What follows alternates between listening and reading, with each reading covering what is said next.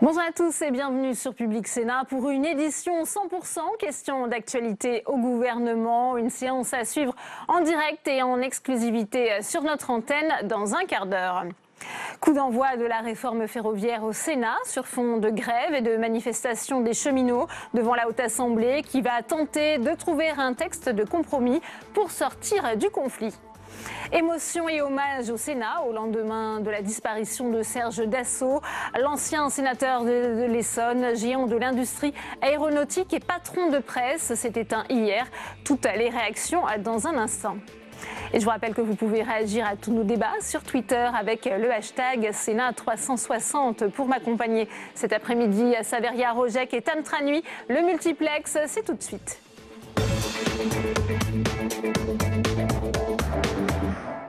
Mais avant de développer tous ces titres, un homme a ouvert le feu à Liège, en Belgique, tuant 3 personnes, dont 2 policières, avant d'être abattu. Une enquête pour infraction terroriste a été confiée au parquet fédéral belge. Emmanuel Macron a fait part de la solidarité des Français. On l'écoute. Je souhaitais commencer cette conférence de presse en exprimant la solidarité du peuple français à l'égard du peuple belge.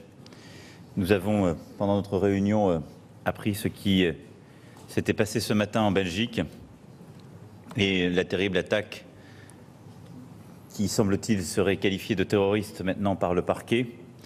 Il est sans doute trop tôt pour s'exprimer, mais je voulais ici adresser toutes les condoléances et la solidarité du peuple français à l'égard de nos voisins belges. On en vient à présent à l'actualité parlementaire de ce jour et nous vous en parlions dès hier. Une proposition de loi centriste propose d'aménager le permis à points. Pour en parler, on va retrouver Saveria Rojek avec l'auteur de cette proposition de loi. C'est la sénatrice Sylvie Goy-Chavent.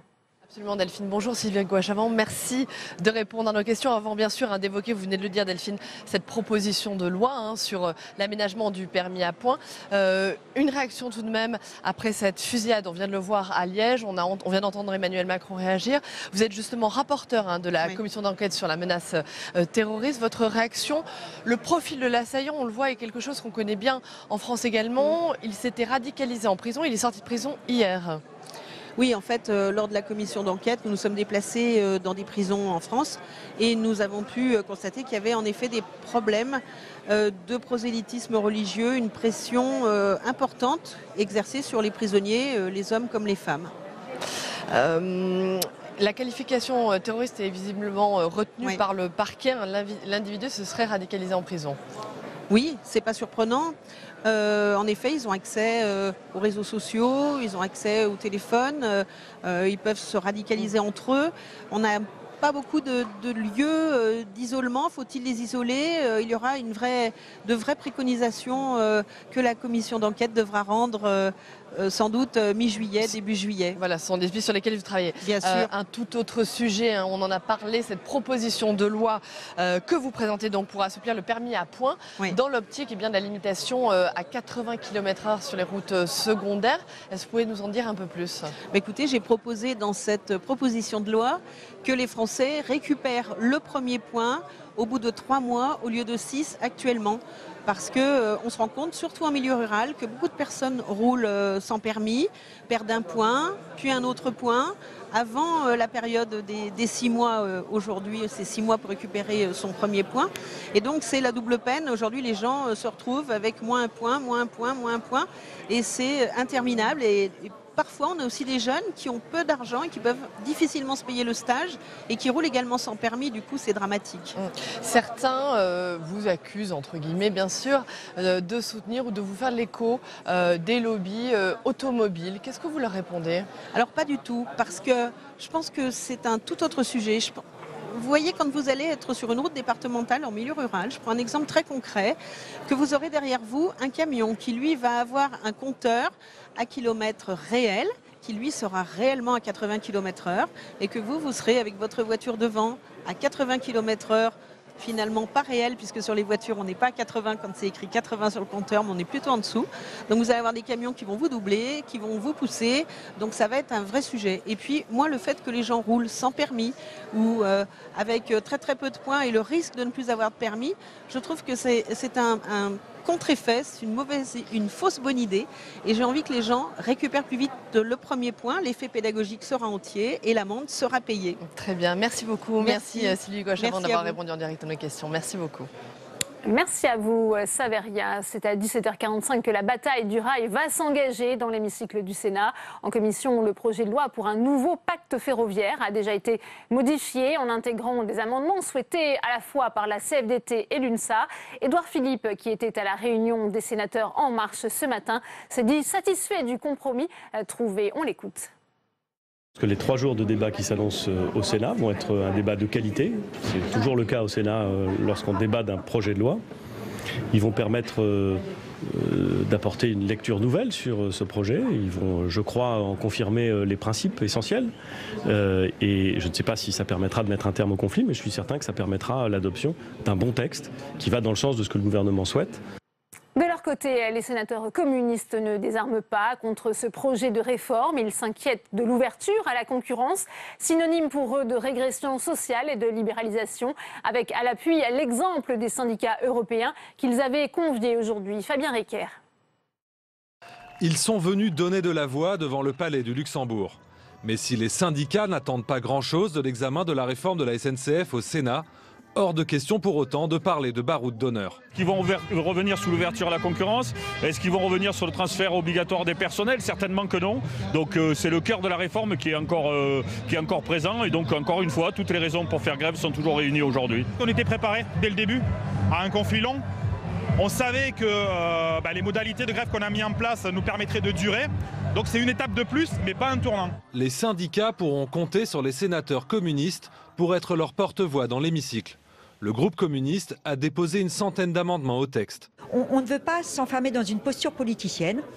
On sait que très majoritairement, contrairement à ce qui est dit, les Français sont soucieux du service public et du service public ferroviaire en particulier. Donc nous allons porter un peu tout ce qui se dit à travers le pays et bien évidemment nous allons porter les revendications de l'intersyndicale. Et pour donner du poids à leurs arguments, sénateurs communistes et intersyndicales rencontraient ce matin des syndicalistes européens.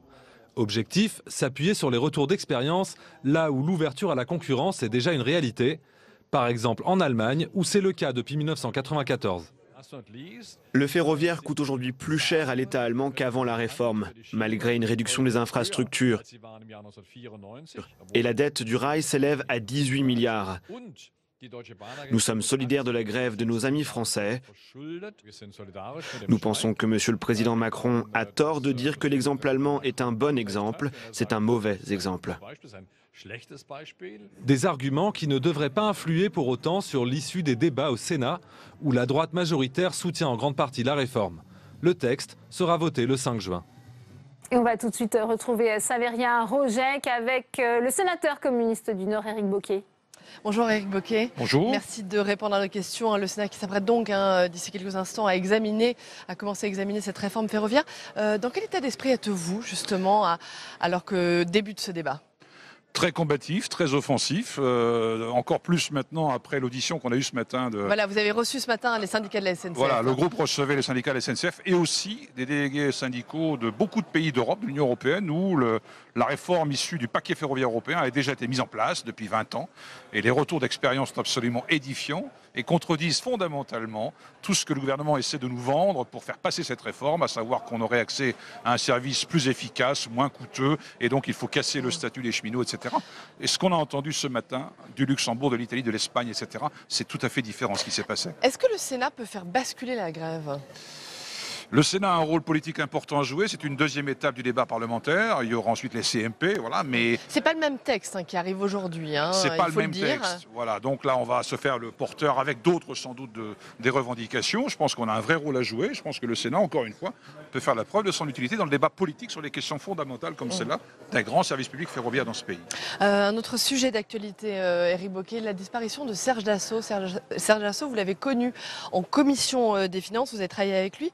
Quelle image vous garderez respect à la personne, respect à sa famille, bien évidemment. Effectivement, je l'ai côtoyé au sein de la Commission des Finances. Nous n'étions pas du même côté de la table, vous pouvez l'imaginer. On avait des désaccords de fond. Monsieur Dassault, je lui reconnais la constance dans ses positions. Il nous disait régulièrement supprimer les 35 heures, supprimer l'ISF. Voilà, ça c'est fait. Mais évidemment, on a des positions fondamentalement différentes. Lui, il a une vision ultralibérale de l'économie et de la société. Et ça n'est pas du tout notre conception du monde. Est-ce que les affaires judiciaires, elles ont entaché l'image justement d'une personne qui reste néanmoins un grand capitaine d'industrie?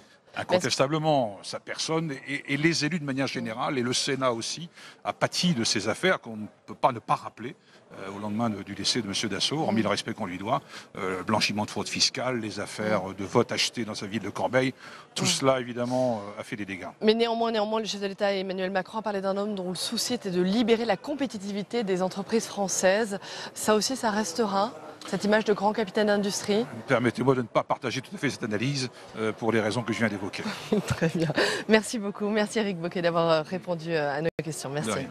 Merci à vous, Saveria. Et puis on vient de l'apprendre, Éric Woerth a été mis en examen pour complicité de financement illégal de la campagne de Nicolas Sarkozy dans le dossier libyen.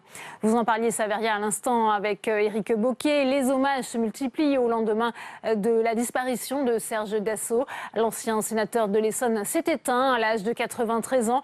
Gérard Larcher a salué la mémoire d'un grand capitaine d'industrie, patron de presse qui a marqué l'histoire. On écoute tout de suite le président du Sénat. Serge Dassault a siégé parmi nous dans cet hémicycle durant 2 mandats consécutifs, exerçant les fonctions de doyen d'âge de notre Haute Assemblée le 1er octobre 2008. Nous nous en souvenons, et moi avec une particulière émotion. J'ai encore en mémoire les propos de Serge Dassault, lorsque dans son allocution de doyen d'âge, il nous exhortait collectivement, je le cite, à redonner à la France sa place dans le monde et aux Français, quels qu'ils soient, la croissance et les emplois dont ils ont besoin. Le sénateur que fut Serge Dassault était un parlementaire actif, malgré ses multiples responsabilités, qui cherchait toujours à faire partager ses convictions sur tous les bancs de notre hémicycle. Sans surprise, les députés ont refusé d'inscrire dans la loi la date de sortie du glyphosate, malgré des amendements au sein même de la majorité. Mais pour l'exécutif, il faut d'abord trouver une solution alternative pour les agriculteurs. Flora Sauvage. C'était un engagement présidentiel, mais l'interdiction du glyphosate ne sera pas inscrite dans la loi agriculture et alimentation. Les députés ont rejeté hier tous les amendements en ce sens. Au Sénat, certains estiment que c'est un très mauvais signal. Il y avait là, dans le cadre du débat parlementaire à l'Assemblée nationale, proposition qui était intéressante. Donc je ne vois pas pourquoi, puisque le gouvernement veut le faire, il n'a pas saisi l'opportunité qui lui était donnée dans le cadre du texte, l'examen du projet de loi agricole. Le porte-parole du gouvernement a assuré ce matin que la sortie du glyphosate serait faite en partenariat avec les industriels d'ici à 2021. Les sénateurs écologistes restent toutefois dubitatifs. La présidente de la FNSEA avait annoncé qu'il était hors de question. Donc elle a eu raison, les politiques l'ont suivi. Derrière, on sait qu'il y a le gros lobbying, on n'arrête pas de le dire. Donc grosse déception, pas surprise. On va remettre le couvert au Sénat. Mais chez les sénateurs de droite, les partisans du statu quo sont nombreux et sont opposés à l'interdiction du glyphosate par la France, alors même que l'Union européenne a renouvelé l'herbicide pour 5 ans. J'estime que le gouvernement et le ministre de l'Agriculture ont eu raison de ne pas l'inscrire dans la loi. C'est encore une distorsion de concurrence supplémentaire imposée à la ferme France, alors que nous sommes dans un marché unique et que les produits continueront d'être commercialisés dans l'ensemble des 27 États membres. Tout l'enjeu est là, arriver à faire en sorte de changer les pratiques agricoles afin que le glyphosate soit interdit à l'échelle des 27 États membres de l'Union européenne. Et on va tout de suite prendre la direction de l'hémicycle du Sénat où nous attend Tam Tranui. Bonjour Tam, la séance de questions d'actualité au gouvernement va bientôt débuter. Mais avant cela, rappelons que le projet de loi, que la loi de programmation militaire vient d'être adoptée. Effectivement, la loi de programmation militaire à l'issue d'un vote solennel a été adoptée très largement par 326 voix pour, seulement 15 voix contre. Florence Parly a d'ailleurs salué ce renouveau qui commence avec cette loi de programmation militaire. Alors parmi sinon les temps forts de cette séance de questions d'actualité au gouvernement, notez qu'il va y avoir notamment la question de Roger Karoutchi sur les djihadistes dans le contexte que l'on connaît aujourd'hui, et notamment avec cette attaque terroriste qui a eu lieu à Liège. Et tout de suite, on va donc prendre la direction de l'hémicycle. Gérard Larcher, le président du Sénat, s'exprime en ce moment en ouverture de cette séance de questions d'actualité au gouvernement.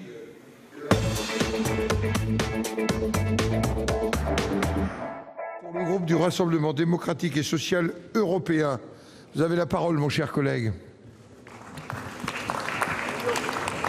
Monsieur le Président, Mesdames et Messieurs les sénateurs, mes chers collègues, ma question s'adresse à Madame Agnès Buzyn, ministre des Solidarités et de la Santé. Madame la ministre, l'accès aux soins est un droit fondamental pour tout citoyen. Pourtant, dans la pratique, ce droit n'est pas garanti partout. Les déserts médicaux en sont une des illustrations, tout comme les difficultés d'installation des jeunes médecins. Mais aujourd'hui, je voudrais attirer votre attention sur la situation des services d'urgence et plus particulièrement sur celle des médecins urgentistes et ce, sur l'ensemble du territoire. J'ai bien conscience, Madame la Ministre, qu'il y a d'autres professions médicales en souffrance, comme par exemple les médecins anesthésistes. En France hexagonale, les alertes sur ces situations, qui sont sans lien avec votre arrivée au ministère, sont nombreuses. L'Association des médecins urgentistes de France alerte régulièrement sur ces difficultés. Pénurie de médecins spécialisés, manque d'attractivité de certains territoires, difficultés financières de certains établissements, conditions d'exercice de plus en plus difficiles, pour n'en citer que quelques-uns. En Outre-mer, plusieurs événements récents viennent complexifier davantage la situation. Les difficultés du SAMU de la Guadeloupe amplifiées par le problème de l'incendie du CHU, la récente démission de 17 des 25 urgentistes de Guyane. Enfin, à Saint-Martin, le territoire dont j'ai l'honneur de représenter, la situation post-Irma qui a encore, elle aussi, amplifié l'absence de sédentarisation des médecins. Sur 11 postes de praticiens hospitaliers aux urgences, seuls 5 sont pourvus et sur les 4 en anesthésie, un seul de pourvu. À Saint-Martin, à ces difficultés s'ajoute l'absence momentanée d'attractivité du territoire, absence de logement, vie sociale dégradée. Les évacuations sanitaires qui mobilisent les professionnels pendant plusieurs heures, impactant ainsi la qualité et la continuité des soins. Madame la Ministre, ma question est simple. Quelle réponse êtes-vous en mesure d'apporter aux services des urgences et aux urgentistes qui ne demandent qu'à exercer leur mission d'aide et d'assistance dans les meilleures conditions possibles? Pour répondre, la parole est à Madame la ministre des Solidarités et de la Santé pour 2 minutes. Merci, Monsieur le Président. Mesdames et Messieurs les sénateurs. Merci, Monsieur le Sénateur. Silence pour encore mieux écouter. Allez-y, Madame la ministre. Merci, Monsieur le Président. Vous l'avez dit, Monsieur le Sénateur, la situation des services d'urgence outre-mer me préoccupe, mais c'est vrai pour beaucoup de territoires métropolitains aujourd'hui. Mais dans les territoires ultramarins, ces services ont été exposés en plus à des difficultés spécifiques. Ils ont connu des événements particulièrement marquants ces derniers mois. En Guyane, c'est un problème de vacances de poste qui alourdit la charge de service avec un mouvement collectif des médecins urgentistes qui affecte le centre hospitalier de Cayenne et sur lequel nous travaillons avec l'ARS et pour lequel nous allons envoyer la réserve sanitaire. En Guadeloupe, vous le savez, c'est l'incendie du CHU de Pointe-à-Pitre en novembre qui nécessite aujourd'hui une réorganisation complète du territoire. L'agence de santé est très mobilisée également pour que cela n'affecte pas l'accès aux soins dans les territoires. Quant à votre île, Saint-Martin, Monsieur le Sénateur, vous le savez, outre Irma, ce sont des difficultés de recrutement des médecins urgentistes qui créent une très forte tension sur l'hôpital aujourd'hui. Et l'ensemble de ces situations font l'objet d'une attention particulière. J'ai souhaité traiter la question de l'accès aux soins pour les territoires ultramarins dans un chapitre particulier de la stratégie nationale de santé. J'ai d'ores et déjà programmé la création de 100 postes de médecins spécialistes, d'assistants spécialistes pour les territoires d'outre-mer et notamment pour les spécialités en tension dès 2018 pour attirer les jeunes médecins et qu'ils découvrent la richesse de ces territoires. Donc nous allons travailler à cette attractivité à la fois pour les médecins mais également pour les équipes d'encadrement que nous sommes partiellement en train de renouveler. Vous pouvez compter sur ma détermination, monsieur le sénateur, et ma grande affection et mon affection pour les territoires ultramarins et je crois que vous le savez. Je vous remercie. Merci et bravo. La parole est à notre collègue Pierre Ouzoulias pour le groupe communiste républicain, citoyen et écologiste. Vous avez la parole pour 2 minutes. Merci Monsieur le Président. Monsieur le Ministre, chers collègues, l'an passé, avec la procédure APB, la pratique illégale du tirage au sort avait touché environ 0,4% des candidats. Aujourd'hui, dans de nombreuses universités, les dossiers ont été sélectionnés avec des notes d'une précision allant jusqu'à 6 chiffres après la virgule. Le tirage au sort illégal, mais circonscrit selon l'expression de la Cour des comptes, a été remplacé par une grande loterie au fonctionnement opaque. L'an passé, avec la procédure APB, plus de 80% des lycéens avaient reçu une réponse favorable à leurs vœux dès les premiers jours. Aujourd'hui, avec Parcoursup, seuls 24% des candidats ont accepté définitivement une proposition et 13 000 personnes ont déjà été éliminées du dispositif. Les taux d'échec importants dans les lycées des communes populaires montrent qu'une sélection sociale est à l'œuvre. L'an passé, avec la procédure APB, environ 3 500 bacheliers n'avaient reçu aucune affectation. Aujourd'hui, avec Parcoursup, il est à craindre que leur nombre soit multiplié par 10 parce que vous avez fait le choix politique de ne pas augmenter à proportion les moyens budgétaires pour accueillir les 65 000 bacheliers supplémentaires. Parcoursup oblige les lycéens en pleine révision à une angoissante vérification quotidienne de leur classement. Pis, de nombreuses familles sont choquées par le caractère souvent incompréhensible et erratique des résultats. Monsieur le ministre, ma question est simple. À quel contrôle de légalité avez-vous soumis les procédures mises en œuvre par les universités pour sélectionner les dossiers? Pouvez-vous garantir aux familles que ces algorithmes locaux n'utilisent aucun traitement automatisé ni aucun processus aléatoire? Vous avez publié l'algorithme national Parcoursup. Vous devez maintenant rendre publics ces algorithmes locaux, comme le Sénat vous l'a demandé à l'unanimité. Merci. Pour vous répondre, la parole est au secrétaire d'État en charge du numérique, M. Mounir Majoubi. Monsieur le ministre, 2 minutes. Monsieur le sénateur, Monsieur le Président, avec Parcoursup, nous sommes dans une transition entre un système précédent qui était instantané et injuste et basé sur le hasard, et un système nouveau, progressif, juste et basé sur l'analyse du parcours individuel de l'élève. Moi, ce que je partage avec vous, c'est le sort des élèves qui attendent encore. Ce matin, j'étais dans le 19e arrondissement populaire, où j'ai été élu à l'Assemblée nationale, et j'étais avec des lycéens, et je leur ai demandé au terminal ceux qui avaient reçu une proposition. 1 sur 2 avait déjà reçu une proposition dans la filière de son choix. Et quand on regarde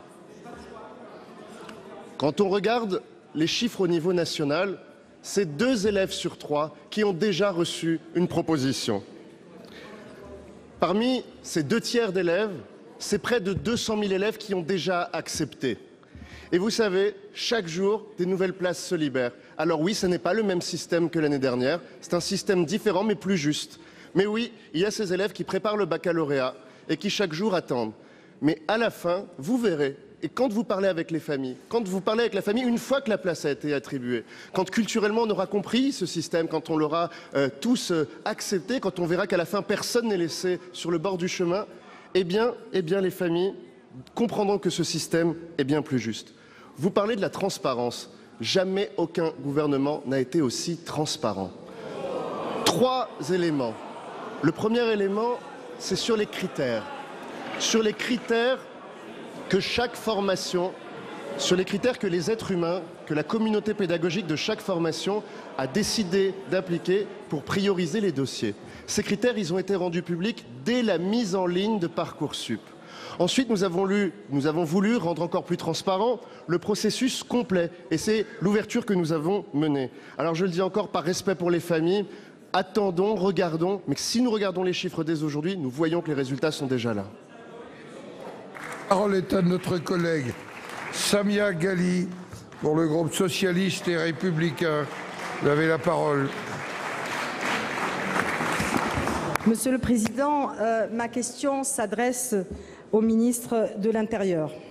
Comme beaucoup d'élus locaux, je m'inquiète et je suis inquiète par le phénomène des rodéos sauvages qui empoisonnent et mettent en danger la vie de milliers de personnes.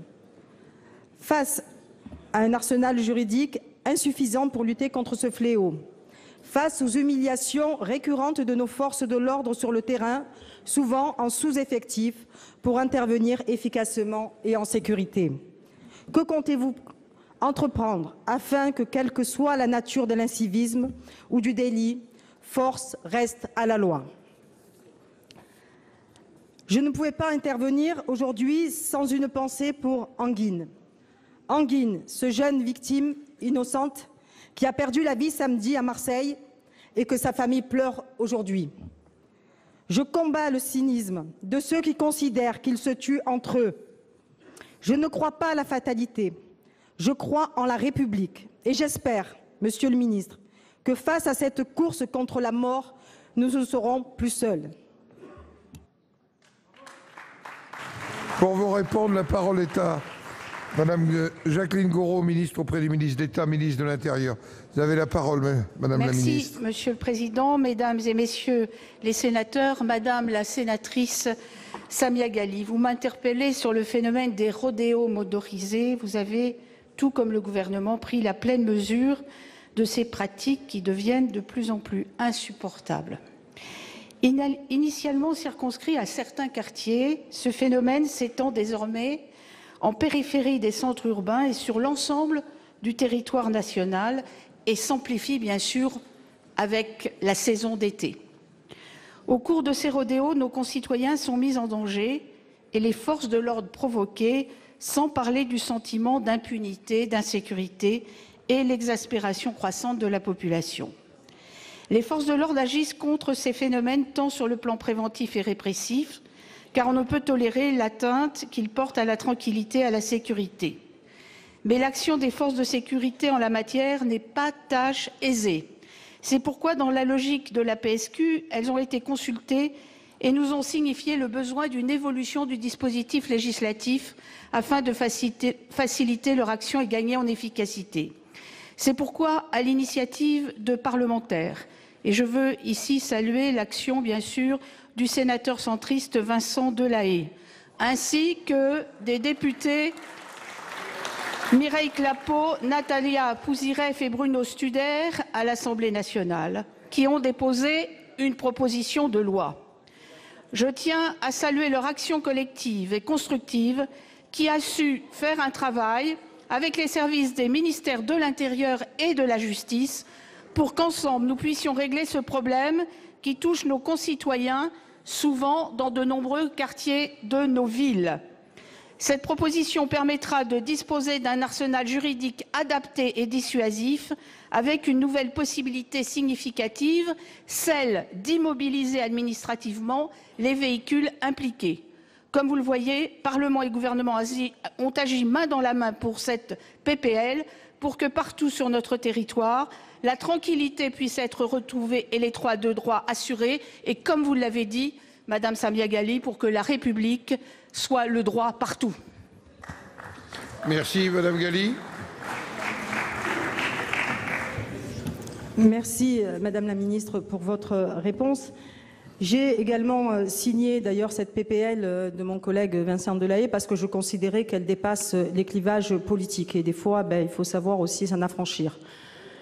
Sur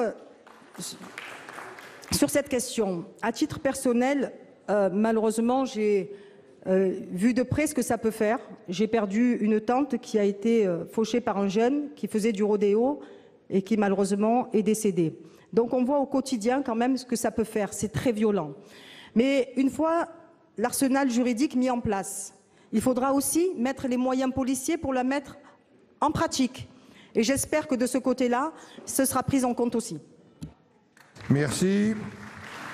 La parole est à notre collègue Daniel Chassaing pour le groupe Les Indépendants, République et Territoires. Vous avez la parole.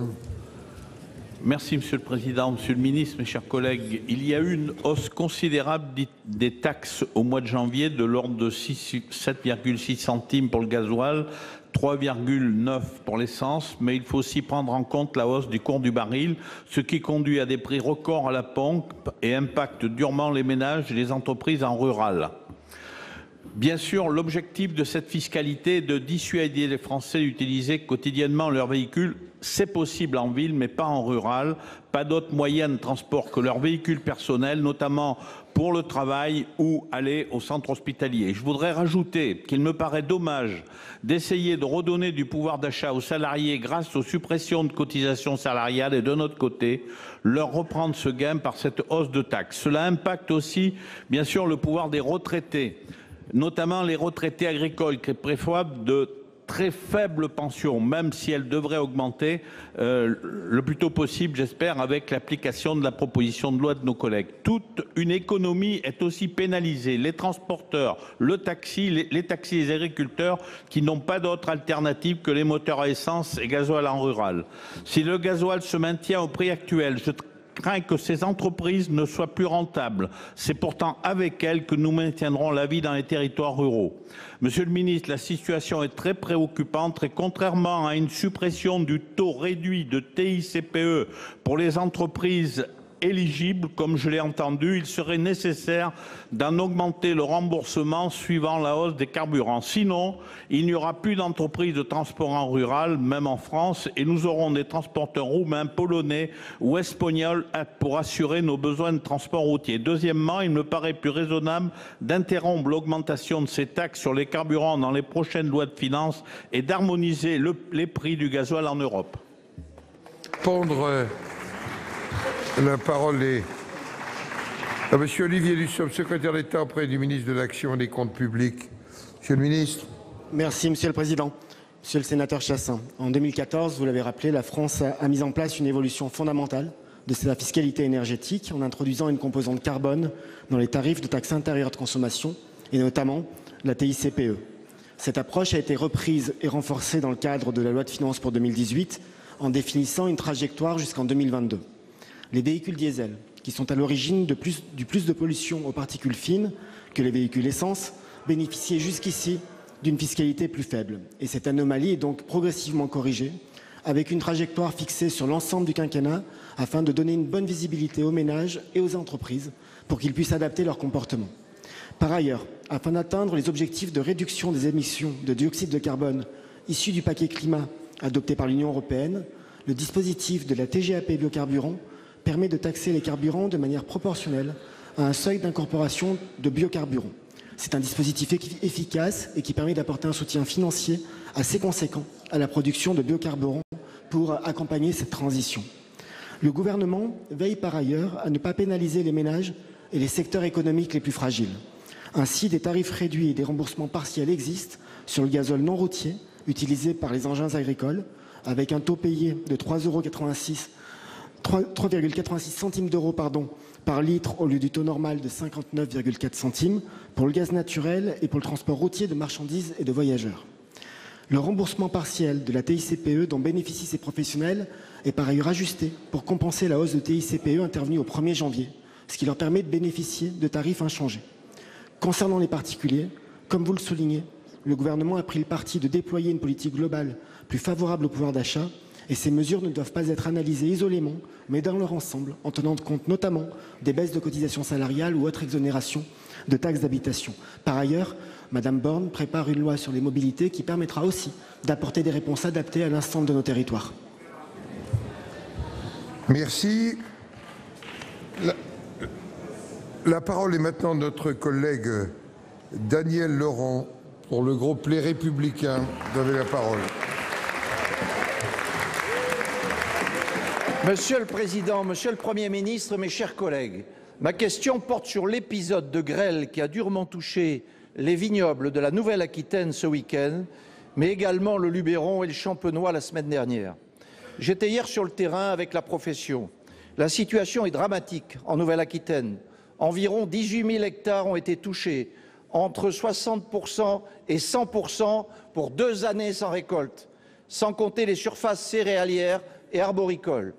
Les mesures mobilisables, dégrèvement de la taxe sur le foncier non bâti ou le report du paiement des cotisations sociales demeurent indispensables. Nous ne pouvons plus rester au milieu du gué. De nombreuses régions viticoles subissent pour la 3e année consécutive des aléas climatiques, gel et grêle.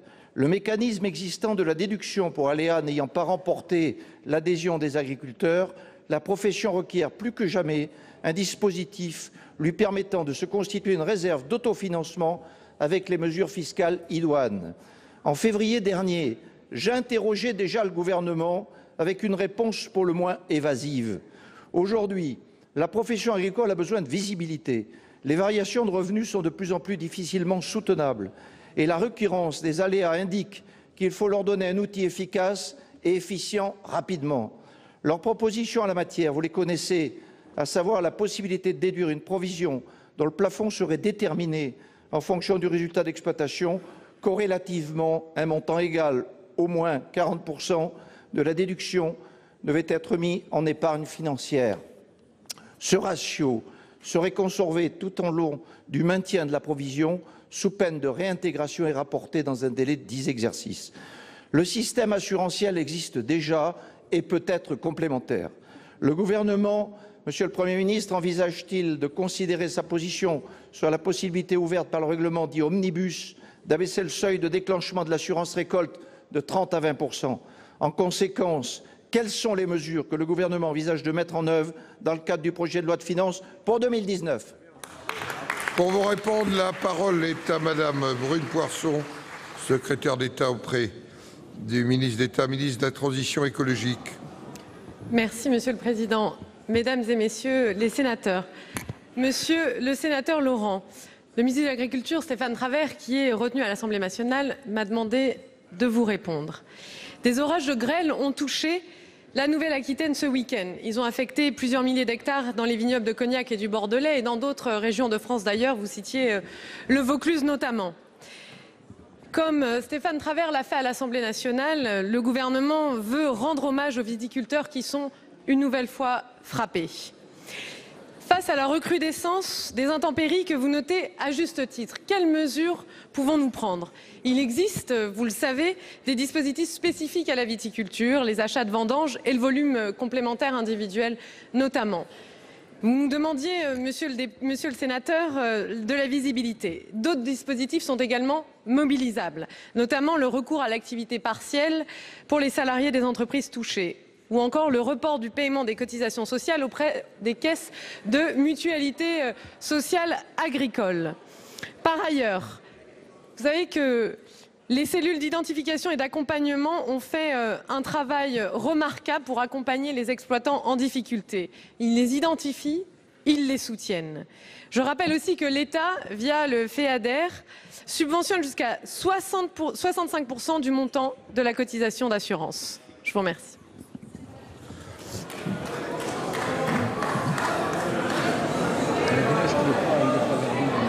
Il ne reste pas de temps. La parole est maintenant à Alain Cazabonne pour le groupe Union centriste.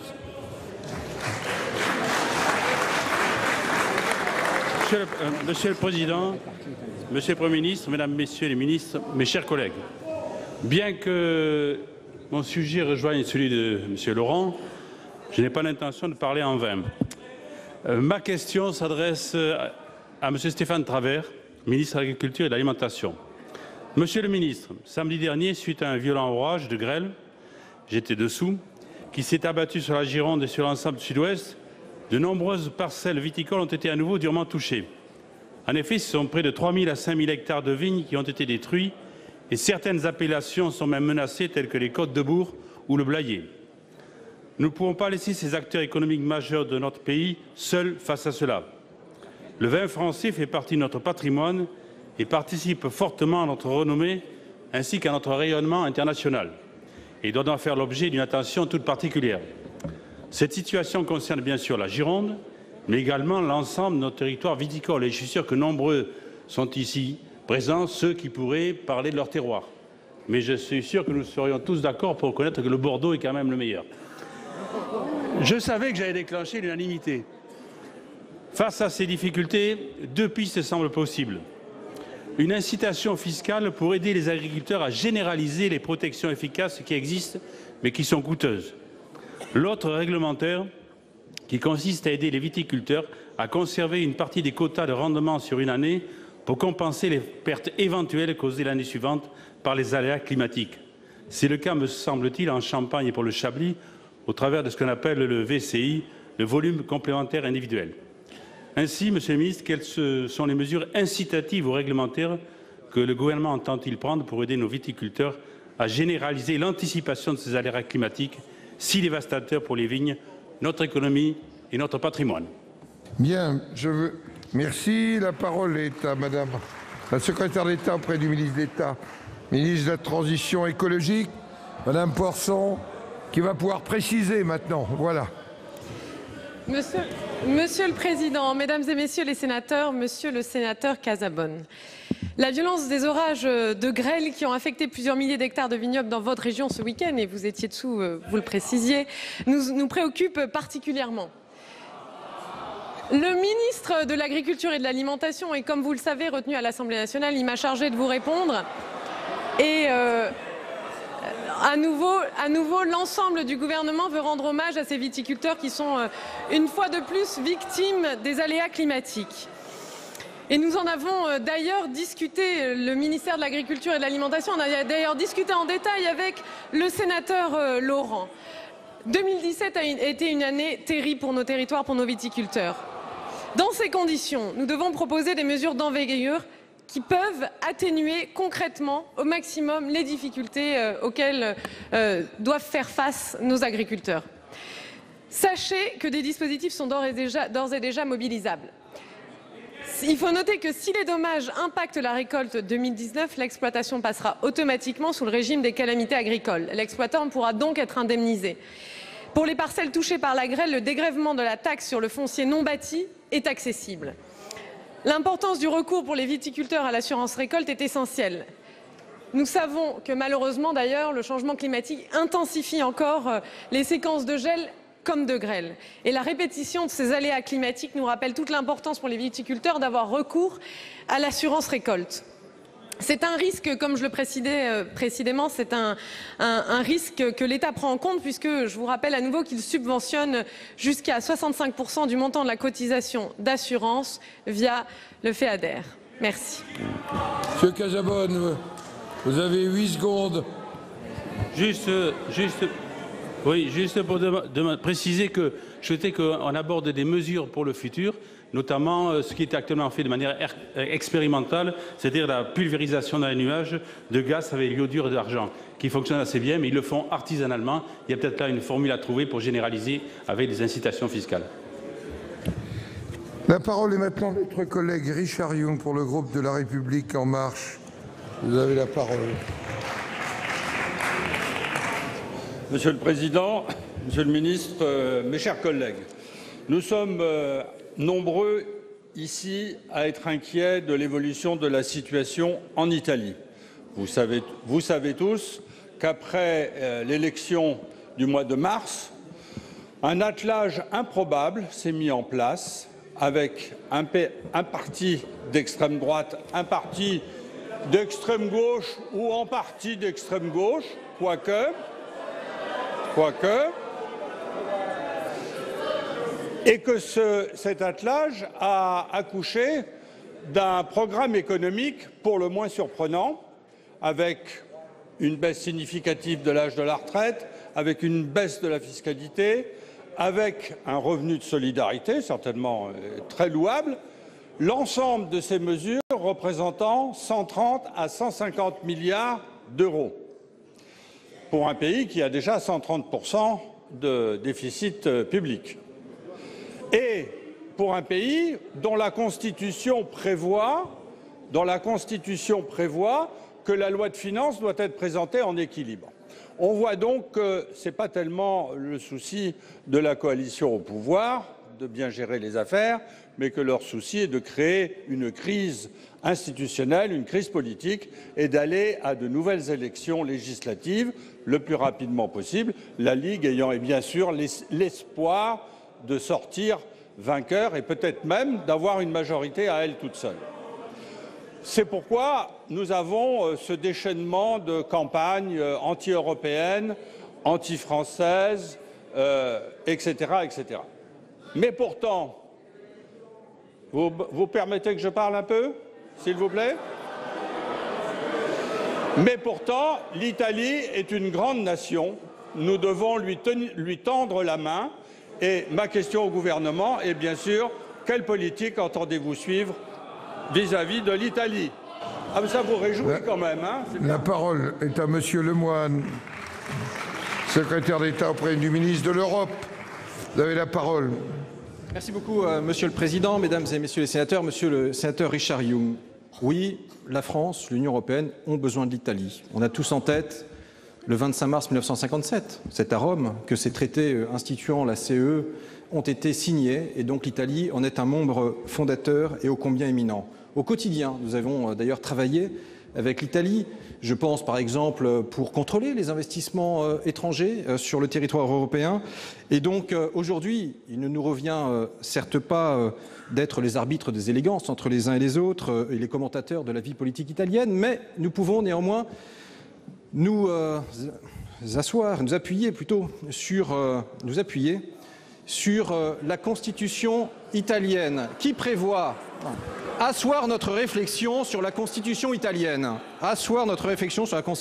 Qui prévoit en son article 87 que le président est le garant de l'unité italienne, à l'article 92 qu'il nomme le président du Conseil et les ministres, et il a fait preuve à la fois d'une grande responsabilité depuis le début en laissant les acteurs proposer des schémas et d'une grande responsabilité aussi en ayant comme première préoccupation dans ses décisions des derniers jours la stabilité institutionnelle de son pays. Le président de la République, Emmanuel Macron, l'a souligné hier en lui renouvelant son amitié et son soutien. Un gouvernement technique est donc manifestement en train d'être mis en place et la parole va être rendue au peuple d'ici début 2019. 2019 sera une année importante pour la relation franco-italienne, monsieur le sénateur. 2019, c'est le 500e anniversaire de la Renaissance. 2019, nous en avons donné le coup d'envoi à Amboise il y a 10 jours. Et comme le disait Emmanuel Mounier, ce philosophe qui, je crois, peut nous inspirer, il est temps de refaire la Renaissance et c'est valable pour l'Union européenne. Si, monsieur le ministre, comme quoi il n'est jamais bon de s'asseoir sur la Constitution. La parole est...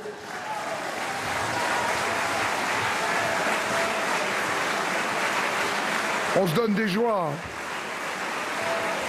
La parole est...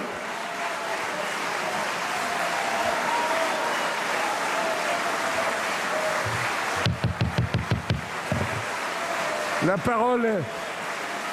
Monsieur Carucci. Pour le groupe Les Républicains, vous avez la parole et vous seul.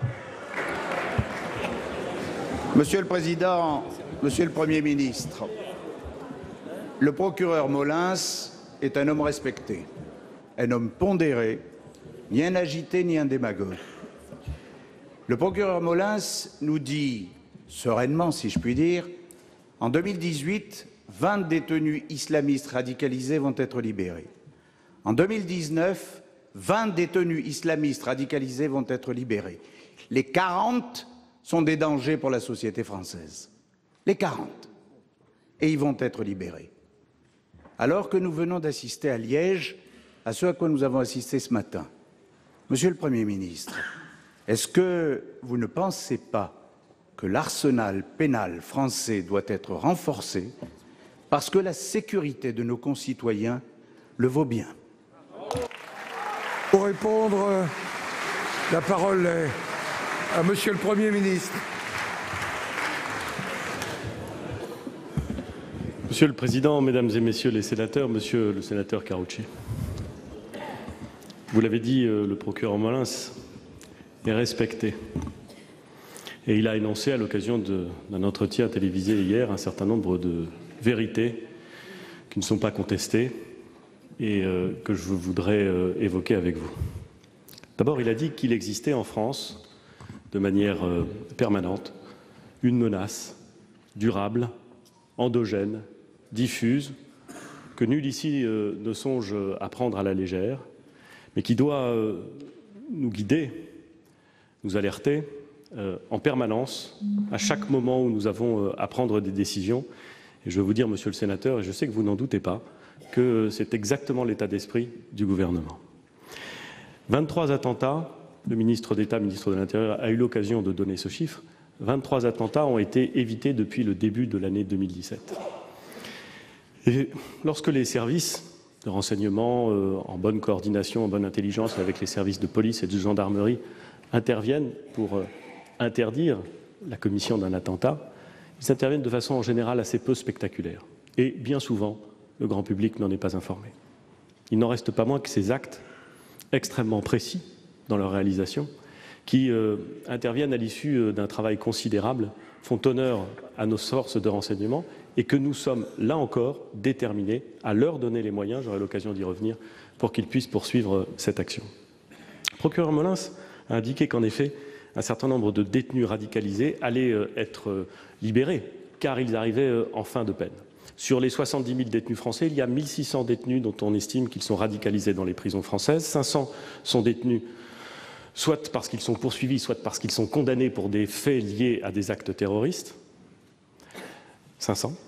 Et 20, vous l'avez dit, arriveront en fin de peine en 2018. 20 autres arriveront en fin de peine en 2019. Il faut évidemment, et c'est bien l'intention du gouvernement, garantir un travail de coordination très étroit avec les services de renseignement pénitentiaire, avec l'ensemble des services compétents, renseignement, police, autorité préfectorale, pour veiller à ce que des individus qui, de par l'application de la loi, j'ai vu à juste titre les sénateurs se lever à l'attachement proclamé par le président du Sénat à la Constitution, et j'imagine qu'ils se lèveront tout autant à l'idée qu'il appartient pour l'État, pour la justice, pour l'ensemble de nos concitoyens de respecter la loi.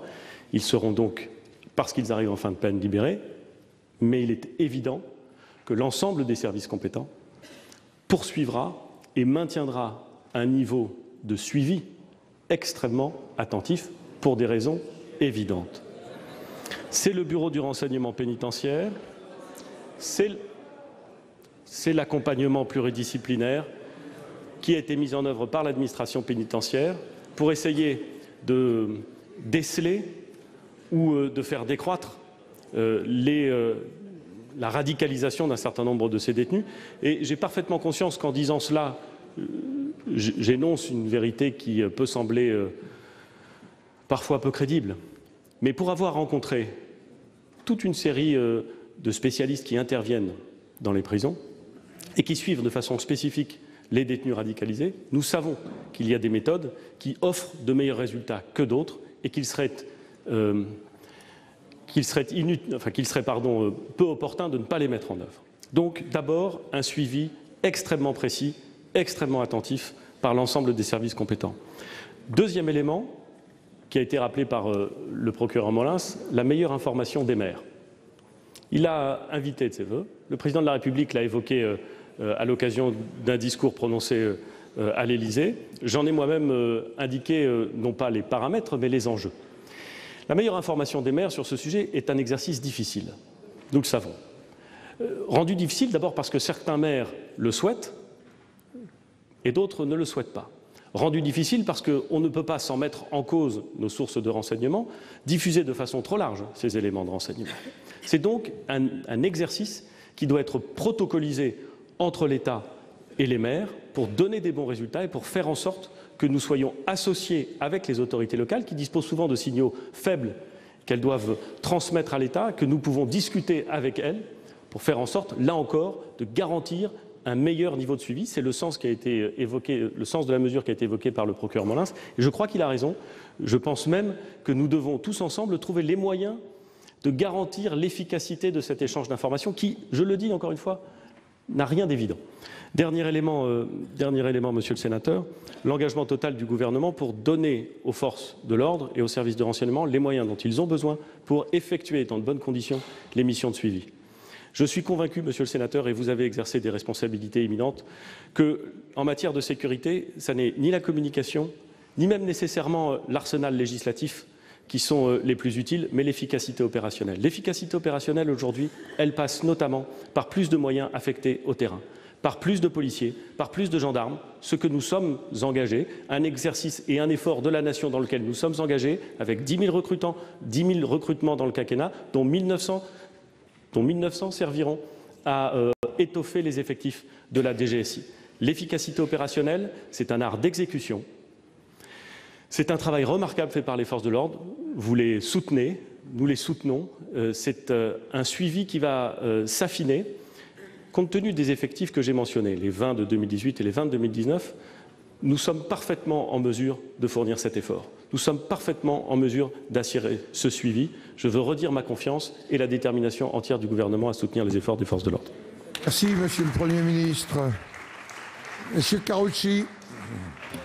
Monsieur le Premier ministre, il est évident qu'ici, dans notre groupe, comme d'ailleurs dans l'ensemble de l'hémicycle, les forces de police, les forces de gendarmerie, les services de renseignement nous ont toujours trouvés à vos côtés pour faire en sorte que leurs moyens soient renforcés. Et je veux leur rendre ici solennellement hommage. Mais le problème n'est pas uniquement dans la force ou dans la présence. Il est, vous l'avez dit, aussi dans la loi. Vous nous dites, nous sommes ici, nous, le gouvernement, pour appliquer la loi. Et nous vous disons, Monsieur le Premier ministre, faites avancer la loi, faites bouger la loi. Il est évident qu'il faut bouger sur la consultation des sites djihadistes. Il est évident qu'il faut bouger sur le fait qu'un lien avec une organisation terroriste, ça doit être considéré comme une intelligence avec l'ennemi. Il est évident qu'il faut que tous les Français se disent la guerre au terrorisme, nous la menons ensemble. Et en tout cas, au groupe Les Républicains, nous serons, si vous avancez là-dessus, toujours à vos côtés. Merci. La parole est à notre collègue le président Thani Mohamed Soilihi pour le groupe La République En Marche. Monsieur le Président, vous avez la parole. Merci, Monsieur le Président, Madame la Ministre, mes chers collègues. Depuis le 10 mai, Mayotte subit ce que les spécialistes appellent un essaim de séisme. Plus de 800 secousses ont été enregistrées, dont la plus importante d'entre elles, et depuis 30 ans, a atteint une magnitude de 5,8 sur l'échelle de Richter le 15 mai dernier. L'île se situe en zone sismique modérée et n'est historiquement pas une région où les séismes sont fréquents. Aussi, cette activité encore actuelle, continue et quotidienne, dont l'intensité et la durée demeurent incalculables, terrorise légitimement la population. La propagation de rumeurs sur les réseaux sociaux alimente la panique générale, entraînant ainsi la saturation des standards des lignes de secours. La population, peu informée sur la conduite à tenir en pareille situation, préfère passer la nuit dehors en dépit des règles de sécurité habituelles. Par ailleurs, eu égard à la précarité de l'habitat, les dégâts commencent à se faire sentir. Au sein des bâtiments publics, tout d'abord, puisque des salles de classe et parfois même des écoles entières ont été, en raison de leur potentielle instabilité, temporairement fermées dans plusieurs communes. Les habitations privées sont elles aussi touchées.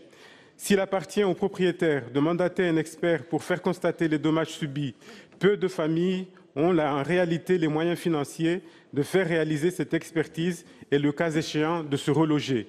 Qu'entend faire le gouvernement pour assurer la population non habituée à ce type de catastrophe naturelle? Cette situation étant inédite, dans quelle mesure pourrait-on mobiliser immédiatement des moyens exceptionnels pour mieux diagnostiquer le phénomène, accompagner les familles les plus modestes, mais également pour que, collectivement, État, départements et communes soient mieux préparés à faire face à une crise majeure? À l'avenir, l'ensemble des infrastructures ne devra-t-il pas respecter les normes de construction parasismique?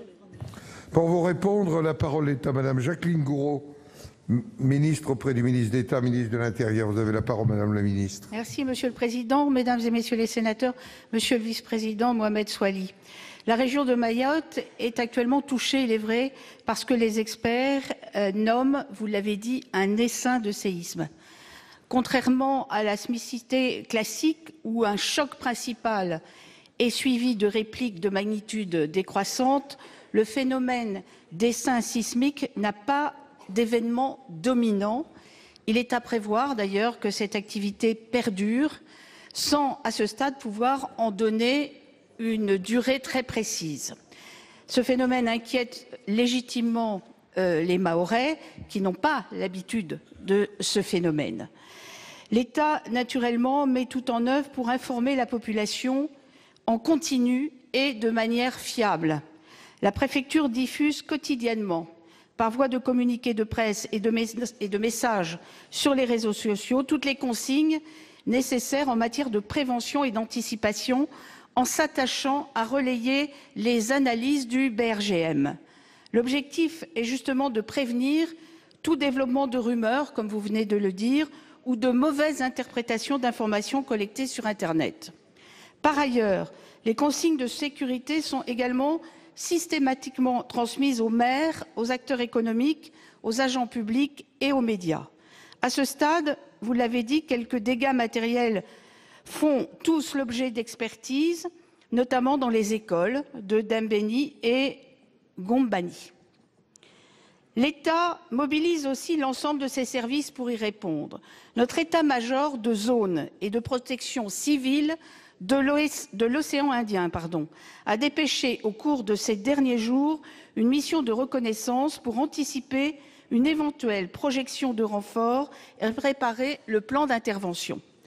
Par ailleurs, des échanges sont en cours au niveau interministériel pour préparer le déploiement prochain depuis la métropole d'une mission d'expertise interservices composée de spécialistes, notamment de la sécurité civile et de scientifiques spécialistes en sismologie. Merci. La parole est au président Jean Bizet pour le groupe Les Républicains. Merci. Merci, Monsieur le Président. Monsieur le Président, Monsieur le Premier ministre, Mesdames, Messieurs les ministres, mes chers collègues, ma question s'adresse à Monsieur le Premier ministre et a trait précisément au montant du cadre financier pluriannuel européen pour les années 2020-2027. La récente proposition de la Commission se chiffre à hauteur de 373 milliards d'euros, c'est-à-dire 1,114% du revenu national brut des 27 États membres. Or, si je me réjouis, si vous voulez, de l'augmentation importante des crédits affectés tant à la protection des frontières extérieures de l'Union qu'à la lutte contre l'immigration illégale ou à la création d'un fonds européen de la défense ou de l'Europe de l'innovation, je suis particulièrement critique sur la baisse annoncée des crédits de la politique agricole commune et des fonds de cohésion. Pour la seule politique agricole commune, c'est sur le premier pilier, moins 14,7% de crédits. Sur le deuxième pilier, c'est moins 27,3%. Alors, ma critique est plus importante encore lorsque, au travers de l'audition du commissaire Oettinger, jeudi dernier, devant la Commission des Affaires européennes et la Commission des Finances, celui-ci nous a très clairement souligné le double langage de la France. En d'autres termes, à Bruxelles, la France n'a pas suivi la proposition de l'Allemagne qui proposait une augmentation du cadre financier pluriannuel, alors qu'à Paris, la France s'en émeut et, je dirais, se lamente. Alors ma question est simple. Quelle est véritablement la vraie position de la France sur le montant du cadre financier pluriannuel? Pour vous répondre, la parole est à Monsieur Jean-Baptiste Lemoyne. Merci, Monsieur le Président. Monsieur le ministre. Mesdames et Messieurs les sénateurs, Monsieur le Président Jean Bizet. La France a toujours été constante. Oui, il y a de nouveaux défis à relever. Et de ce point de vue-là, certains éléments du nouveau cadre financier pluriannuel, propositions mises sur la table par la Commission, peuvent, pour certaines, aller dans le bon sens, quand on parle de défense, quand on parle d'innovation, quand on parle de gestion des frontières externes. Mais la France elle a été aussi constante pour dire qu'il nous fallait préserver un certain nombre de politiques fondamentales qui font l'Europe au quotidien et dont la PAC. L'Europe, c'est, on s'en souvient, c'est le charbon, c'est l'acier, mais c'est dès 1957 la PAC et nous y sommes fondamentalement attachés. La France l'a dit très clairement dès le 2 mai. La France n'acceptera pas cette baisse drastique proposée par la Commission européenne parce qu'elle pourrait tout simplement emporter des conséquences très importantes sur la viabilité de nombreuses exploitations. Et donc, pour la France, non, la PAC n'est pas une variable d'ajustement. C'est clair, c'est net, c'est précis, ça a été dit et on le redit. Stéphane Travert sera d'ailleurs ce jeudi à Madrid avec un certain nombre de ses homologues pour justement consolider le soutien à cette politique parce que, et vous le savez, Monsieur le Président Bizet, nous étions ensemble à Buenos Aires au mois de décembre lors de la ministérielle de l'OMC et vous avez vu que la France à ce moment-là a su aussi réactiver justement une coalition d'États membres qui avaient un certain nombre de lignes rouges en matière de négociations commerciales internationales pour défendre justement notre agriculture. Et donc nous sommes tout à fait dans cette logique-là de montrer eh bien, notre attachement à cette politique. Il y a d'ailleurs des marges de manœuvre, nous l'avons dit, en matière de recettes. Parlons des rabais qui peuvent être peut-être supprimés plus vite que prévu. Parlons des ressources propres. Et donc, vous le voyez, Monsieur le Président, nous avons une ferme détermination de défendre à Paris comme à Bruxelles, partout, cette politique. Monsieur le Président Bizet.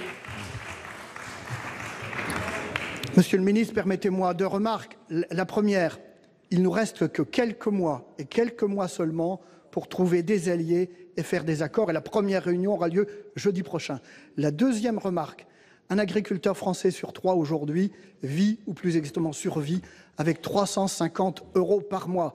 Vous imaginez que toute baisse des dotations communautaires aura une répercussion humaine et territoriale dramatique, d'autant plus que je ne vois pas la stratégie économique agricole de ce pays. Et là, ça annonce le déclin de l'agriculture française, je le redoute. Très bien. La parole est maintenant à notre collègue Madame Françoise Cartron pour le groupe socialiste et républicain pour 2 minutes. Merci Monsieur le Président, Madame la Ministre.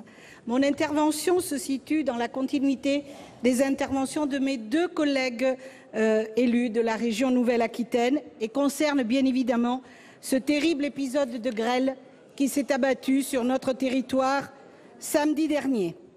En Gironde, ce sont les vignobles d'appellation dont les noms souvent chantent à vos oreilles, c'est-à-dire Côte de Blaye, Côte de Bourg, Haut-Médoc, Sud-Médoc, qui ont été dévastés pour certains et qui tous sont malheureusement concernés. Selon les dernières estimations, près de 7000 hectares du Bordelais ont été impactés par les violents orages, mais aussi 3000 hectares dans le bassin Charente-Cognac. Cette situation est catastrophique pour les exploitants concernés et la production viticole. Elle aurait d'ailleurs malheureusement tendance à se répéter de façon alarmante, pas une année sans que les volumes de récolte ne soient entamés par des épisodes climatiques de grande ampleur. Face aux vives inquiétudes des exploitants, je vous demande, Madame la Ministre, de bien vouloir préciser, en plus des dispositifs d'indemnisation envisagés évoqués précédemment, les actions de prévention que le gouvernement serait en mesure de prendre sur le long terme afin de faire face à de futurs épisodes de ce type. En effet, en parallèle de l'indemnisation des pertes subies, que nous souhaitons la plus rapide et la plus juste possible, se pose la question du financement d'un matériel modernisé de prévention, avec l'objectif de préserver l'activité de la filière agricole dans son ensemble. Dans mon département, il existe une structure, l'Association départementale des luttes contre les fléaux atmosphériques, qui tente d'anticiper la formation des grêlons liés à la température froide en altitude par ensemencement des masses nuageuses menaçantes quelques heures avant le déclenchement de leurs précipitations. Que pensez-vous, Madame la Ministre, de ce type de dispositif? Indemniser, oui, réparer, oui, mais aujourd'hui, il convient aussi de mieux anticiper et de prévenir le plus possible. Pour vous répondre, la parole est à Madame la secrétaire d'État auprès du ministre d'État, ministre de la Transition écologique. Madame Brune Poirson, vous avez la parole. Merci, Monsieur le Président. Mesdames et Messieurs les sénateurs, Madame la sénatrice Françoise Cartron, je vous prie à nouveau d'excuser l'absence de Stéphane Travert. Vous savez qu'il est retenu pour un projet de loi particulièrement important, le projet relatif aux États généraux de l'alimentation. Il m'a chargé donc de vous répondre. La répétition des aléas climatiques, le gel en 2017, la grêle en 2018, rappellent l'importance pour les entreprises agricoles et notamment les exploitations viticoles de s'inscrire dans une démarche globale de gestion des risques. L'amélioration de la résilience des entreprises est un axe de travail majeur pour le gouvernement, comme vous le savez, Madame la sénatrice, et sous l'égide du ministère de l'Agriculture, une réflexion a été engagée pour améliorer et rendre le plus cohérent possible l'ensemble de ces objectifs. Je vais attirer votre attention sur le fait que certains investissements matériels peuvent permettre aux exploitations de se prémunir contre certains risques. Filets anti-grêle, dispositifs d'irrigation notamment. Dans certaines régions, ces investissements peuvent d'ailleurs être soutenus financièrement. La mise en place d'une réserve de précaution est un des outils permettant de faire face aux aléas. C'est le cas de la dotation pour aléas, qui fait aujourd'hui l'objet d'une réflexion dans le cadre du chantier sur la fiscalité agricole qui a été lancé par Stéphane Travert et Bruno Le Maire. L'assurance multirisque climatique aussi doit être encouragée. Enfin, le développement d'outils de gestion des risques plus performants constitue un des enjeux importants de la prochaine PAC et donc un sujet d'attention tout particulier pour le ministre de l'Agriculture et de l'Alimentation et de l'ensemble du gouvernement. Merci Madame la Ministre. Monsieur le Premier ministre, Mesdames et Messieurs les ministres, mes chers collègues, nous en avons terminé avec les questions d'actualité. Je vous rappelle que les prochaines questions auront lieu le 7 juin à 15 h. Elles seront retransmises sur Public Sénat et bien sûr sur le site. Je vais suspendre la séance.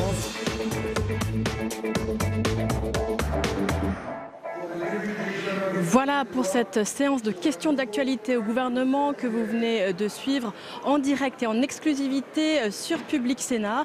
Alors une séance de questions d'actualité dont on peut retenir plusieurs temps forts, à commencer par l'échange entre Roger Karoutchi et le Premier ministre Édouard Philippe sur la question terroriste, puisque Roger Karoutchi se faisait l'écho des propos hier du procureur de Paris, François Molins, qui a annoncé qu'il y aurait 40 détenus radicalisés qui vont être libérés d'ici 2019, 20 en 2018, 20 en 2019. Roger Karoutchi a demandé à ce que l'arsenal pénal soit renforcé car la sécurité de nos concitoyens le vaut bien. Je le cite, réponse d'Édouard Philippe, une réponse en 3 points, avec tout d'abord le fait qu'il va y avoir un suivi précis et attentif de ces détenus, notamment grâce au service de renseignement pénitentiaire.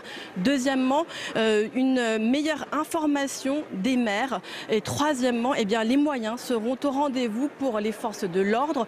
Vous l'aurez vu, Édouard Philippe renonce à un renforcement législatif, ce qui n'a pas permis de satisfaire Roger Karoutchi, qui lui demande une modification de la loi, aussi bien sur la consultation des sites djihadistes. Il veut également qu'un lien avec une organisation terroriste soit synonyme d'intelligence avec l'ennemi et a dit toute la motivation du groupe Les Républicains si le gouvernement va dans ce sens.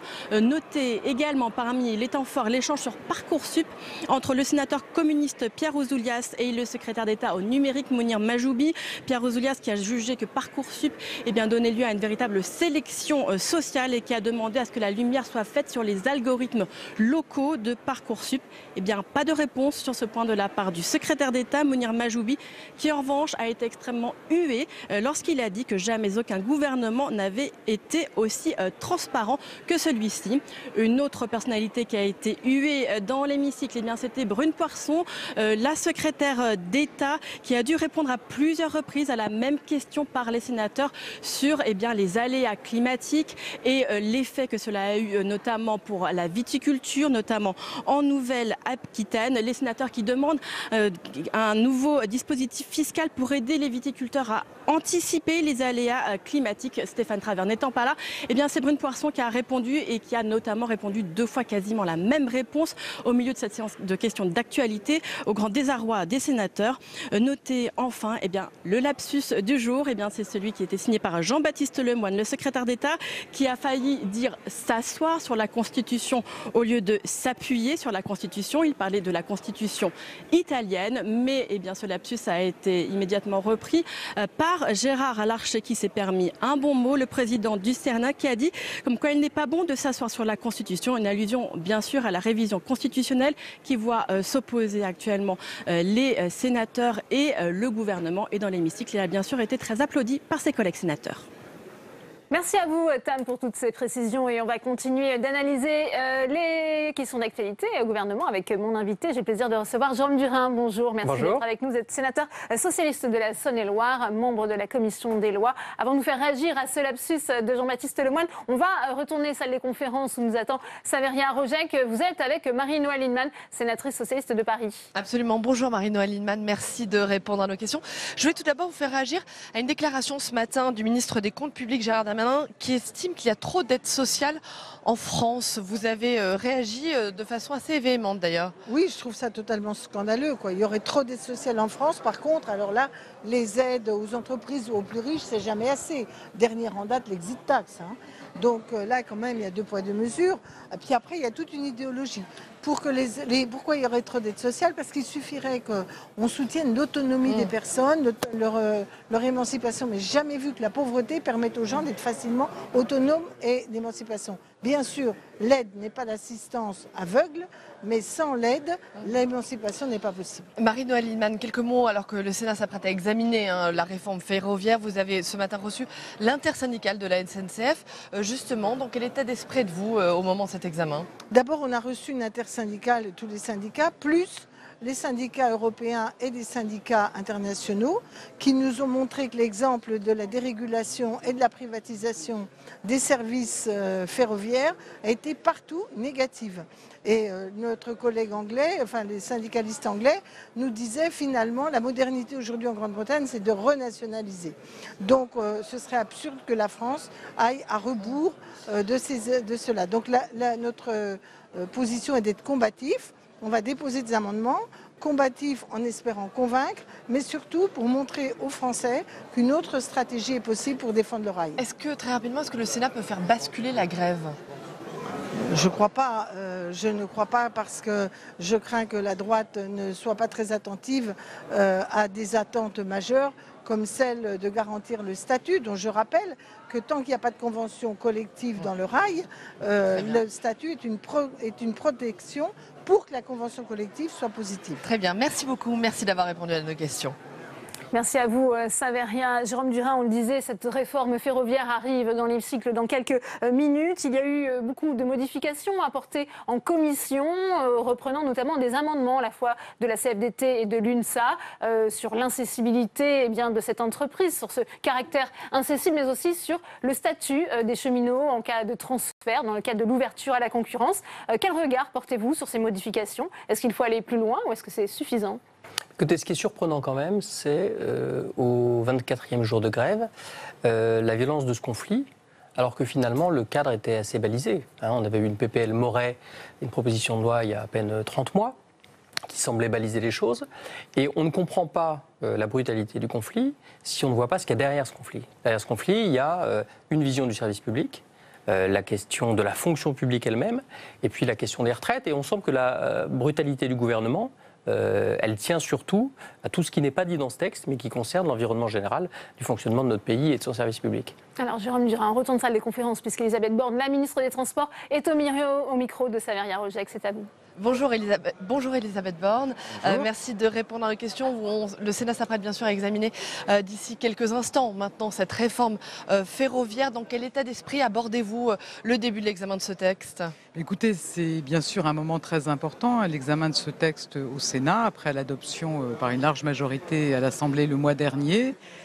Le travail a déjà démarré en commission et ça a été l'occasion à la fois de conforter les grands principes de la réforme et puis aussi de compléter, de préciser ce texte en tenant compte des concertations que j'ai menées avec les organisations syndicales, du dialogue qui s'est aussi noué avec les sénateurs Et moi, je me félicite du travail vraiment en confiance qu'on a mené avec la Commission et qui a permis d'avancer. Voilà, il faut le dire, c'est un texte notoirement différent que celui de l'Assemblée nationale qui arrive aujourd'hui au Sénat, notamment sur la dette. Il y a eu plusieurs avancées.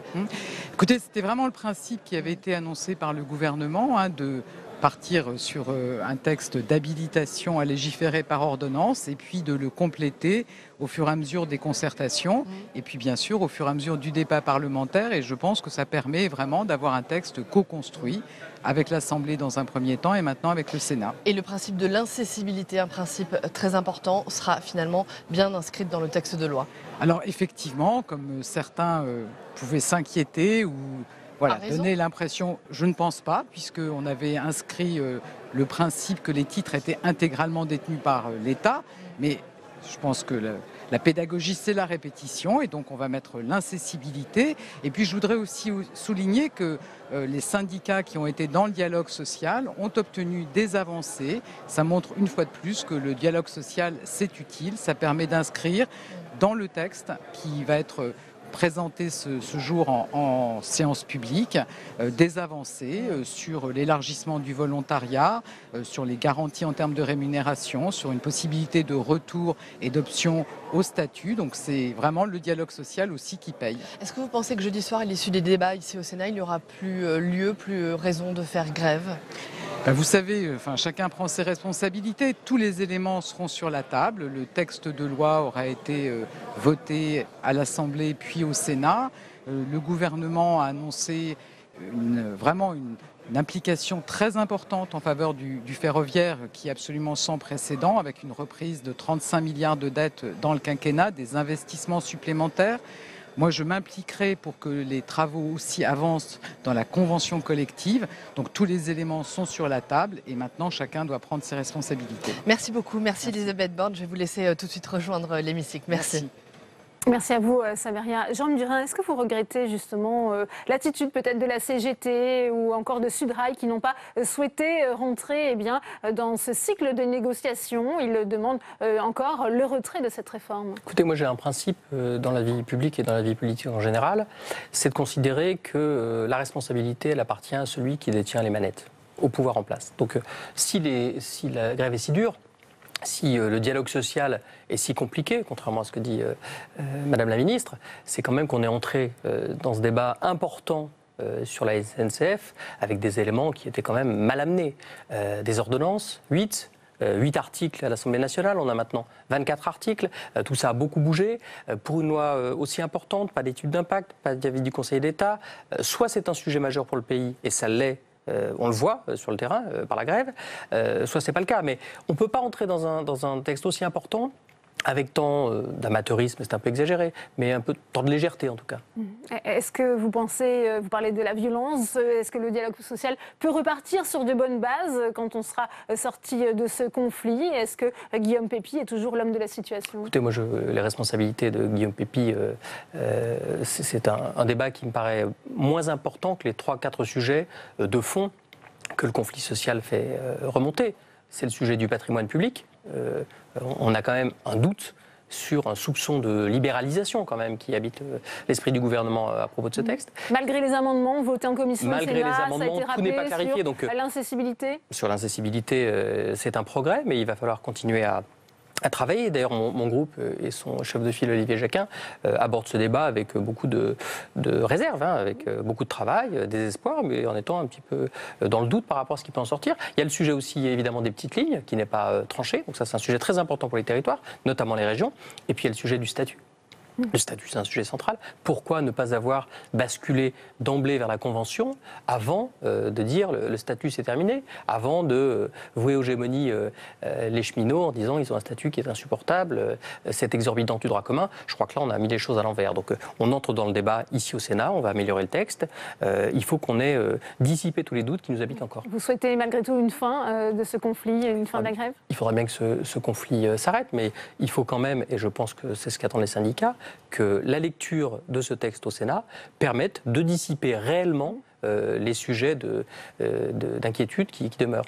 Alors, Jérôme Durin, on le disait, le débat commence à l'instant dans l'hémicycle. Je vous propose, Alexandra Cerquera, de voir les modifications apportées par le Sénat. Le gouvernement compte sur le texte du Sénat avec les amendements des syndicats progressistes pour sortir de la crise. Voilà qui tombe bien, car les Républicains entendent peser sur cette réforme. Le président du groupe ne cache pas sa satisfaction et y voit même une forme de reconnaissance. Enfin, le gouvernement découvre l'utilité du Sénat. Voilà, ouais, voilà. Heureusement qu'en France, il y a un Sénat, c'est-à-dire qu'il y a bicamérisme. Le Sénat est toujours dans un esprit positif. On n'est jamais dans une opposition pavlovienne sur ce sujet, comme sur d'autres. Et donc le gouvernement doit l'entendre. Le président du groupe LREM salue cette entente avec la droite, certain que le sort de la grève se jouera au Sénat. Je pense que le texte sera voté par le Sénat et qu'il sera voté majoritairement, comme il a été voté majoritairement à l'Assemblée nationale. Maintenant, ça a coûté assez cher. Et puis dans le même temps, le Parlement aura décidé. Le Parlement a décidé, c'est quand même la démocratie. Je pense que les choses devraient rentrer dans l'ordre à la fin du mois de juin. Pour la sénatrice socialiste Marie-Noëlle Lienemann, il est impératif d'écouter tous les syndicats pour sortir de la crise, pas uniquement l'UNSA et la CFDT. On va essayer d'être au maximum le relais à la fois des syndicats et du mouvement social, en particulier des élus qui défendent le maintien des lignes. Évidemment, au Sénat, on ne s'attend pas à avoir un renversement de tendance puisque la droite est favorable à l'ouverture de la concurrence. La CGT cheminot a d'ores et déjà annoncé que la grève continuera après le vote du texte au Sénat. Alors que vous allez le voir dans un instant sur ces images, le débat a commencé dans l'hémicycle par un rappel au règlement du groupe communiste par la voix de sa présidente, la sénatrice Éliane Assassi. Vous le voyez, les sénateurs communistes qui brandissent donc des pancartes. Mon train, j'y tiens. Jérôme Durain, sur la question de la dette, il y a eu cette annonce vendredi de Matignon avec cette reprise à hauteur de 35 milliards d'euros. Je recevais Gérard Cornu, le rapporteur, qui nous confiait bien que ce n'était pas aux cheminots de supporter cette dette. Est-ce que c'est néanmoins aux contribuables ? Écoutez, c'est un dispositif public que la SNCF, c'est la gestion de l'État des gouvernements précédents, depuis de très longues années, qui explique la situation où on en est. Donc c'est évidemment pas aux cheminots de porter ce fardeau. Ce qui est assez piquant dans la période, c'est que si l'État peut se permettre de reprendre cette dette, c'est parce que la situation du déficit public et de la dette de l'État lui-même a été améliorée par le précédent gouvernement. Donc pour un gouvernement qui nous dit toujours, tout commence avec nous. Heureusement qu'il y a eu un peu de travail de fait avant que M. Macron ne soit élu à la présidence de la République. Je voudrais vous faire réagir, Jérôme Durain, parce qu'on a entendu ce lapsus du secrétaire d'État, Jean-Baptiste Lemoyne. Il a dit il faut peut-être, parlant du cas de l'Italie, au lieu de dire il faut s'appuyer, il a commencé son intervention par il faut s'asseoir sur la Constitution. Reprise de volée de Gérard Larcher qui a dit il ne faut jamais s'asseoir sur la Constitution. C'est un clin d'œil à cette révision des institutions, cette réforme constitutionnelle en cours. Vous êtes membre de la commission des lois. Quel regard portez-vous sur les débats à venir ? Il pensait toujours, n'en parlait jamais. Peut-être que ce poids de la réforme constitutionnelle à venir et des 3 textes qui viendront explique la fébrilité des ministres aujourd'hui aux questions gouvernement. Vous l'avez sans doute noté comme moi. On a senti une forme de flottement. Un manque d'assurance chez des orateurs d'ailleurs assez percutants habituellement. Donc je pense que la question constitutionnelle est dans tous les esprits au Sénat. Elle est particulièrement ici parce que nous sommes concernés, parce qu'on a une haute exigence de la place du Sénat dans notre fonctionnement parlementaire. Je pense que les évolutions sur le calendrier ne sont pas tout à fait calées. On apprend que les textes vont finalement être dissociés. On sera très vigilants parce que je pense que un certain nombre de points qui sont proposés par ce qui a été proposé par le gouvernement au Conseil des ministres mérite d'être amélioré sur la place des parlementaires, sur le rapport entre l'exécutif et le Parlement. Donc les débats sont à venir et sans doute que ça traîne dans tous les esprits aujourd'hui. Oui, Jérôme Durain, on a entendu Roger Carucci interpeller le Premier ministre sur le renforcement de l'arsenal pénal, notamment en ce qui concerne la sortie de prison de certains détenus radicalisés. Il serait environ 40 selon François Molins, le procureur de la République. Est-ce qu'il faut justement un suivi particulier de ces personnes ? Oui, il faut un suivi particulier de ces personnes. La question de Roger Carucci, c'était celle d'une réponse pénale et d'un nouvel arsenal législatif. Je ne suis pas persuadé que ce soit la bonne solution. François Molins a indiqué ce qu'il pensait de cette question et qu'il y a une forme d'autorité sur ce sujet, en indiquant qu'il fallait une meilleure coordination entre l'ensemble des services de police, de toutes les forces de sécurité, un travail très pointu sur les détenus radicalisés. 40 qui vont sortir en 2 ans, 500, nous disait le Premier ministre tout à l'heure, qui sont actuellement détenus. Pas de modification législative. Pas de modification législative, je pense que ça n'est pas opportun dans la période. On a les moyens pour faire autrement. Eh bien, merci à vous. Merci d'avoir été notre invité ce soir. Je vous le rappelle, eh bien, l'examen de la réforme ferroviaire a débuté en séance. C'est Rebecca Fitoussi, dans son émission On va plus loin, qui reviendra largement sur cette réforme et cette bataille du rail qui s'engage au Sénat. Rendez-vous à 18h30. Quant à moi, je vous donne rendez-vous demain. Bonne soirée à tous.